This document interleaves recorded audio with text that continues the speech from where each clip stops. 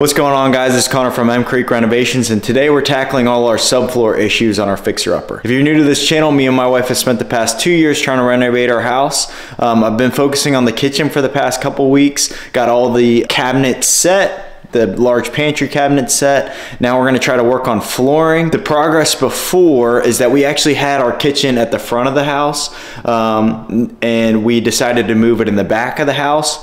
So we needed to cut into the subfloor, and there's areas that the plumber had to go in and reroute the piping and water lines. Because of that, trying to match the previous subfloor with the new subfloor with different patching methods, it just wasn't working out. I'm going to go ahead and use a pine plywood. It's 11/32 pine plywood, and we're going to go ahead and continue to lay it down, build up the low spots, and kind of plane down the high spots. So let's go ahead and tackle it. I need to cut out around these pipes for the sink in the island, and also reroute some of these electrical wires so we can lay some plywood and just keep building it off of that. So let's get started.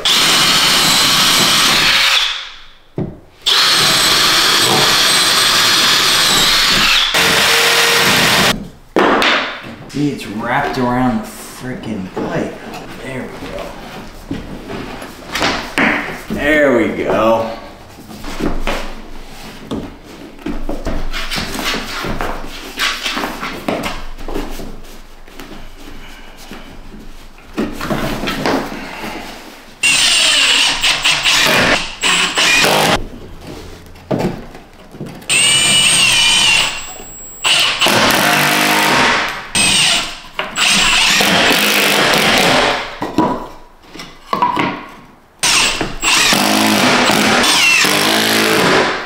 I'm gonna go ahead and show you what I've been doing to fill the voids in the subfloor with this roofing felt paper. Here's one area that has a low dip in it. I'll show you.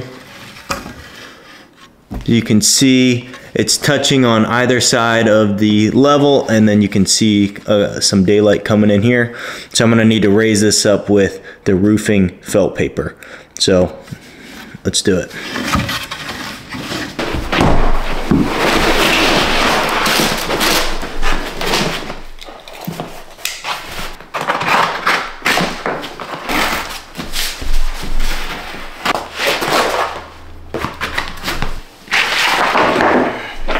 Now I'm gonna shoot it down with this rigid staple gun using these 1/2-inch staples. So let's get to shooting.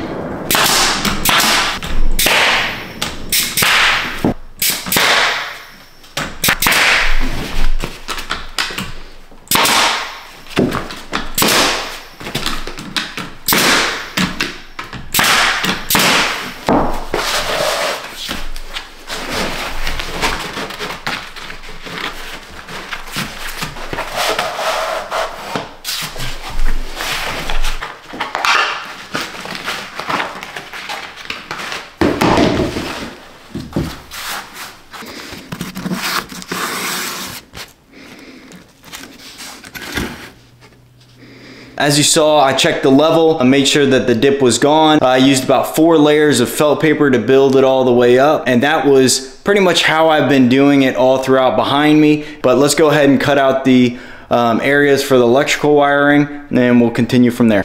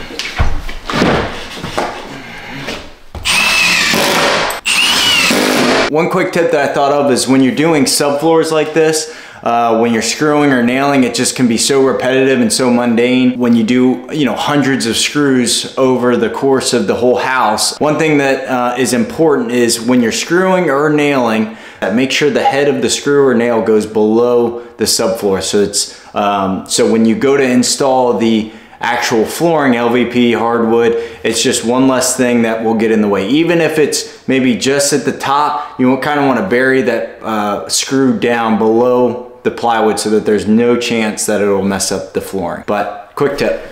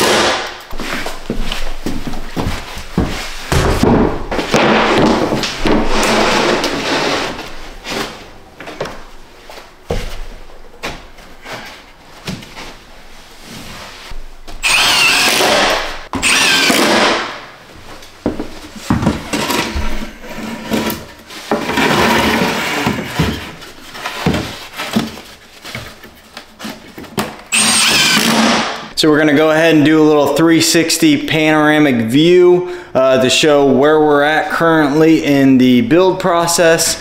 Again, just finished the subfloors in the kitchen and the living room and the front walkway. So we're gonna continue on into the bedrooms and in the hallway. I didn't mention pricing in the beginning. I actually went to Home Depot and bought 50 sheets to cover the whole first floor.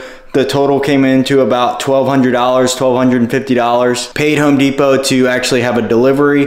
That was about $79, but definitely worth it instead of making multiple trips back and forth. Next on the list is actually setting the kitchen island. I can measure off the outside cabinets and know where to put it and what's the correct walkway distance, what Claire's happy with, what I'm happy with. And then, yeah, I can actually set the kitchen island. If you have any comments, please comment down below. Like, comment, subscribe, and stay tuned for the next one.